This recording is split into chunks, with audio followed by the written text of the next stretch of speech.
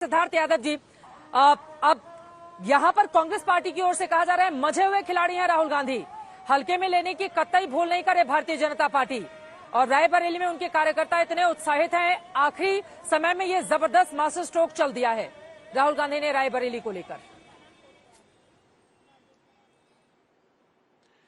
देखिए Chitra ji, master stroke ये कितना है ये तो समय बता देगा, पर सोचने की बात तो ये है कि जो सीटें कांग्रेस पार्टी की पहली लिस्ट में हुआ करती थी, आज ये दिन आ गए कि वो कांग्रेस पार्टी के अंतिम कुछ घंटों की सीटें बच गई हैं।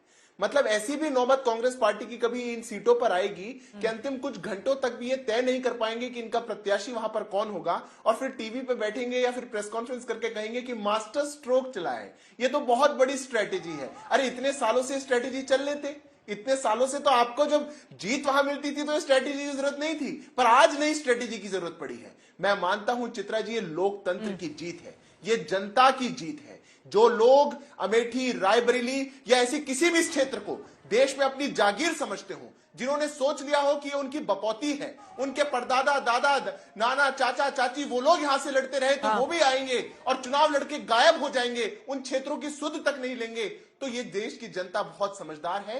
लोकतंत्र हमारे देश में जिंदा है और मजबूत है, और इसीलिए इनको भागना पड़ा। यहां से भाग करके वहां गए, अमेठी से भागकर वायनाड गए, और अब वायनाड से भाग करके रायबरेली जा रहे हैं, और रायबरेली वाले इनको टिकने नहीं देंगे, इसलिए वहां से इनको भागना ही नहीं पड़ेगा।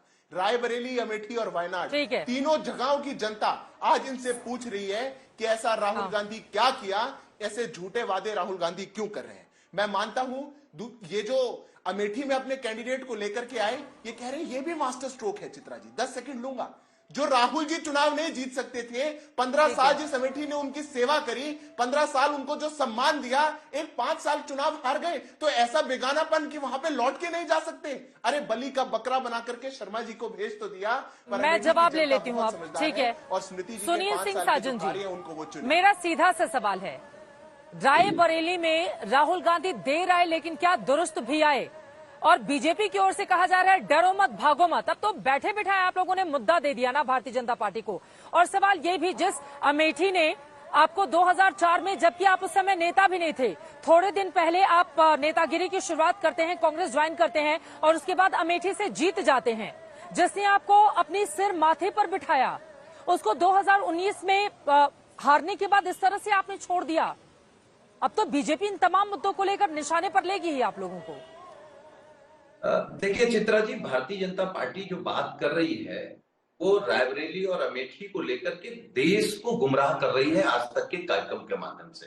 मैं सब चीजें साफ कर रहा हूं। एक तो अपने देश में कोई व्यक्ति किसी भी देश के किसी भी कोने में जाकर के चुनाव लड़ सकता है, उसको भागना नहीं कहते। क्या समाजवादी पार्टी या देश के विपक्ष ने कभी कहा कि आदरणीय मोदी जी गुजरात से भाग करके बनारस आए, या कभी किसी ने कहा कि स्मृति ईरानी जी भाग करके अमेठी आई?